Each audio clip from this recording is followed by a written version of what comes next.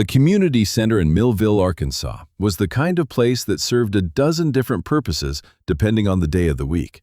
Monday, it was a bingo hall for the seniors. Wednesday, it hosted AA meetings. Friday nights, it became a basketball court for the high school kids who had nowhere else to go. And tonight, a Tuesday in October 1976, it was hosting Johnny Cash. Not a concert exactly, more like a meet and greet. A chance for the people of Millville and the surrounding towns to come shake hands with someone famous, get a signature, maybe take a Polaroid if they had a camera. The kind of small-town event that Johnny's team scheduled between real shows, partly for goodwill, partly because Johnny himself had requested it. He'd grown up in places like this. He liked remembering where he came from. The hall smelled like coffee and floor wax and the faint mustiness of a building that had seen 50 years of potluck dinners and church socials. Fluorescent lights flickered overhead, casting everything in that particular bluish glow that made everyone look tired. Folding tables had been set up in rows, covered with paper tablecloths held down by rolls of tape. Someone had made cookies, chocolate chip arranged on plastic plates. A coffee urn sat in the corner, the kind that took an hour to brew and never quite got hot enough. Johnny sat at a table near the makeshift stage, really just a slightly raised platform where the basketball hoop had been pushed aside. He'd been signing autographs and shaking hands for about 40 minutes. Farm families, factory workers, elderly couples who remembered when he'd first come on the radio, young mothers with babies, veterans who wanted to talk about the prison shows, all of them kind. All of them grateful he'd stopped. The line was thinning out. Maybe a dozen people left. Johnny stretched his hand. It was cramping from all the signatures, and looked up to see who was next.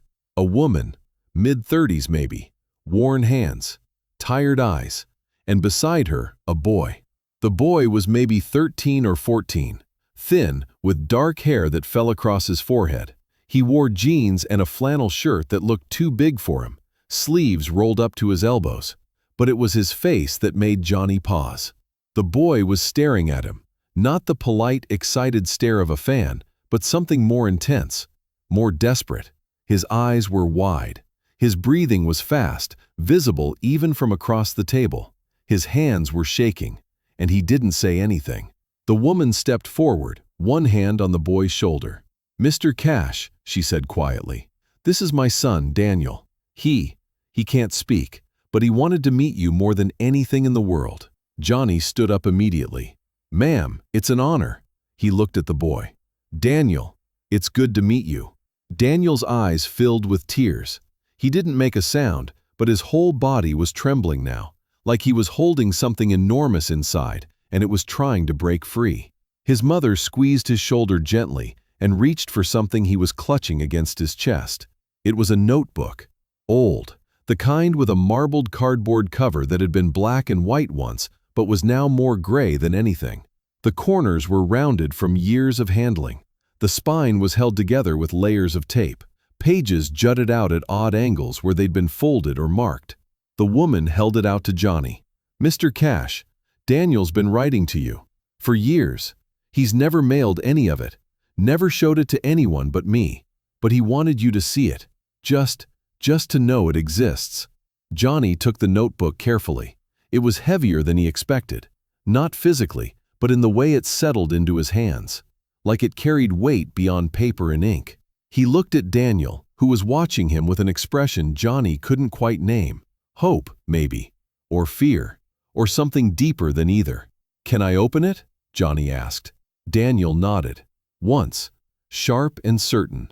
Johnny opened the cover. The first page was dated in careful pencil at the top, January 12, 1969. Below it, in handwriting that started shaky but grew steadier as the lines progressed. "Dear Johnny, my name is Daniel. I am 9 years old. I can't talk anymore. The doctors say maybe I will talk again someday, but I don't think so. It's been 2 years. My mom says it's okay not to talk. She says some people don't need words. But I wanted to tell you something, so I'm writing it here. Your music makes me feel like I'm not alone, even when I am. I listen to I Walk the Line, and it feels like you understand something nobody else does. Thank you, Daniel." Johnny felt something catch in his throat. He turned the page. There were dozens of entries, some short, just a few lines, some longer, filling entire pages. They weren't dated consistently. Sometimes months would pass between entries. Sometimes there would be 3 in a single week. But they were all addressed to Johnny, all written in that same careful hand that got a little more confident as the years progressed. March 1970. They played Folsom Prison Blues at school today during a music class. Everyone was laughing at the funny parts. But I heard something different. I heard someone who understood what it's like to feel trapped, even if you're not in a real prison. November 1971. Mom took me to the hospital again. They did more tests. I hate hospitals. But I had your cassette tape with me, and I listened to it the whole time. Sunday Morning Coming Down was playing when they stuck the needles in. It helped. April 1972. I drew this picture of a guitar. It's not very good, but I wanted to show you what I think your guitar looks like when you play. I think it looks like it's telling secrets. Johnny looked at the drawing. It was simple, childish even, but there was something about it. The guitar was oversized, almost as big as the stick figure person holding it, and around it were little lines radiating outward, like sound waves or light or something the boy couldn't quite capture but had tried anyway. He kept reading. September 1973. School started again. I don't like school. The other kids don't know what to do with me. They're not mean, they just forget I'm there. Except when we have music time. Then I close my eyes and pretend I'm somewhere else. Somewhere your songs are playing and nobody's looking at me weird. December 1974. Mom says you're playing in Little Rock next month. We can't go because it costs too much and it's too far. But I'm happy anyway just knowing you're that close. It makes Arkansas feel smaller. Like maybe the world isn't as big and empty as it seems sometimes. June 1975. I'm 15 now. I've been not talking for 8 years. Sometimes I forget what my voice sounded like, but I remember the words to all your songs. I sing them in my head. Does that count as singing? I think it does. Johnny looked up. Daniel was watching him, tears streaming down his face but making no sound. His mother had her arm around him now, and she was crying too. Quietly, the way people cry when they've been holding something in for too long. Daniel, Johnny said, his own voice rough, how long have you been keeping this? The mother answered, since he was 9, right after he stopped speaking. The doctors said it was psychological, trauma from an accident he witnessed. They said he might talk again someday, or he might not. But Daniel, he started writing. At first just to me, little notes around the house. Then he asked for this notebook. And he started writing to you. Why me? Johnny asked, though he wasn't sure he wanted to know the answer. Because, the woman said, your voice sounds like someone who knows what it's like to hurt. And Daniel, he needed to know he wasn't the only one. Johnny nodded slowly. He looked back at the notebook, kept turning pages. The entries got longer as Daniel got older, more articulate, more aware of the world and his place in it. March 1976. I heard Man in Black for the first time on the radio yesterday.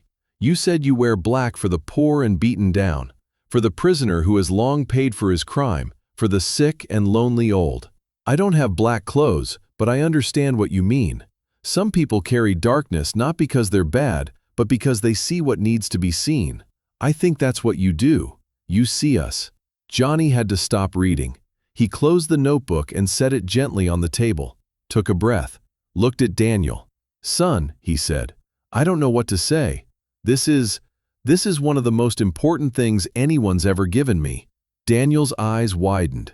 He looked at his mother, then back at Johnny, like he couldn't believe what he was hearing. Johnny stood up and walked around the table, crouched down so he was at eye level with the boy. You wrote all this, and you never sent it. Why? Daniel looked at his mother. She pulled a small notepad and pen from her purse and handed them to him. Daniel wrote quickly, his hand shaking, and showed it to Johnny. Because I didn't need you to read it. I just needed to say it. But now I want you to know it exists. Johnny read it twice. Then he said, Can I ask you something? Daniel nodded. Would you write one more thing? Right now, while I'm here. Something you want to tell me that maybe you haven't written yet. Daniel hesitated. Then he took the notebook back, opened it to a blank page near the end. The people still waiting in line had gone quiet now, watching. though Johnny had forgotten they were there. Daniel bent over the notebook. His hand moved slowly, carefully, forming each letter like it mattered more than anything. It took him almost 2 minutes to write 4 sentences. When he was done, he turned the notebook around so Johnny could see. The handwriting was shakier than the earlier entries, emotion making the letters uneven. But the words were clear. I stopped talking because I saw something bad and couldn't make sense of it with words. But your songs made sense when nothing else did. You stayed with me when I couldn't stay with myself. Thank you for staying when I couldn't. Johnny read it again, felt his eyes burn. He looked at Daniel, at this boy who'd been carrying silence for 8 years, who'd found a way to speak anyway, who'd chosen him, of all people, to speak to. Daniel, Johnny said, I need you to understand something. You think I gave you something with my music, but you just gave me something bigger. You showed me why any of this matters. You showed me that the songs reach people I'll never meet, in ways I'll never know. And that's everything. He picked up the notebook again. Can I keep this? Just for tonight? I want to read all of it, every word, and then I'll give it back to you tomorrow. I promise. Daniel looked at his mother. She nodded. Daniel turned back to Johnny and nodded too. Thank you, Johnny said. He stood up and looked at Daniel's mother. Ma'am, where are you staying tonight? We're at the motel out on Route 7, the one with the sign. I'll have someone bring the notebook back to you in the morning, and I'd like to give Daniel something in return, if that's all right. She looked uncertain. Mr. Cash, you don't have to. I want to. That night, in his hotel room 2 towns over, Johnny Cash sat in a chair by the window and read Daniel's notebook from cover to cover. Every entry, every drawing, every crossed-out word and margin note and carefully folded corner marking something important. He read about the hospital stays Daniel didn't elaborate on, the tests, the days he felt invisible, the nights his mother sat beside him playing Johnny's records because it was the only thing that calmed him down. The moment he realized he might never speak again and decided it was okay, that he'd find other ways. The first time he heard hurt and felt like someone had reached through the radio and understood exactly what it meant to carry pain you couldn't name. Johnny read until his eyes hurt, until the words blurred, until he understood that this notebook wasn't just a fan letter or even a diary. It was a lifeline, a record of survival, proof that someone had been here, had felt things, had existed even when the world didn't seem to notice. He picked up the phone and called his tour manager. I need you to do something for me. The next morning, Daniel and his mother were eating breakfast in the motel's small lobby when someone knocked on their door. It was one of Johnny's crew members, holding the notebook and a guitar case. Mr. Cash wanted you to have this, the man said, handing over the case. He said to tell you it's the guitar he used to write I Walk the Line, and he wants you to have it. Said you'll know what to do with it. Daniel's mother started to protest, but the man was already leaving. He also left a note. It's inside the case. They opened the case. Inside was a beautiful guitar, worn, loved, with scratches and dings that told stories of its own. And taped to the inside of the case was a piece of paper with Johnny's handwriting. Daniel, you've been writing to me for 7 years. I'm writing back now. This guitar helped me find my voice when I wasn't sure I had one. Maybe it can help you find yours, whatever form that takes. You don't need to speak to be heard. You prove that. Keep writing, keep feeling, keep being exactly who you are. The world needs people like you more than you know. Your friend, Johnny. Daniel held the note with trembling hands, looked at his mother. She was crying again, but smiling too. He picked up the guitar carefully, held it like it was made of glass, and though he didn't make a sound, his face said everything. Thank you. I'll keep it safe. I'll remember this. Years later, when Johnny Cash was asked in an interview about the most meaningful moment of his career, he didn't talk about stadiums or awards or famous collaborations. He talked about a boy in Arkansas who couldn't speak but had written him a 7-year letter, who'd taught him that communication doesn't require sound, that connection doesn't need words, that sometimes the most important conversations happen in silence. That boy reminded me why I do this, Johnny said. Not for the applause or the money, for the Daniels. The ones who need to know they're not alone. The ones who find their voice in whatever way they can. He never said Daniel's full name, never told the whole story. He kept it private, the way sacred things should be kept. But he carried it with him, the weight of that notebook, the knowledge that somewhere in Arkansas, a boy who couldn't speak had spoken to him anyway, and he'd heard every word. Daniel never regained his voice, not in the way doctors measure it, but he learned to play that guitar, taught himself slowly over years, never performed, never sought fame, just played in his room alone, finding a different way to speak. And sometimes, late at night when the world was quiet, he'd play I Walk the Line and remember the moment a man he'd never expected to meet had crouched down, looked him in the eye and said, "You showed me why any of this matters." Some conversations don't need sound. Some thank yous don't need words. Some connections reach across silence and find a way to exist anyway.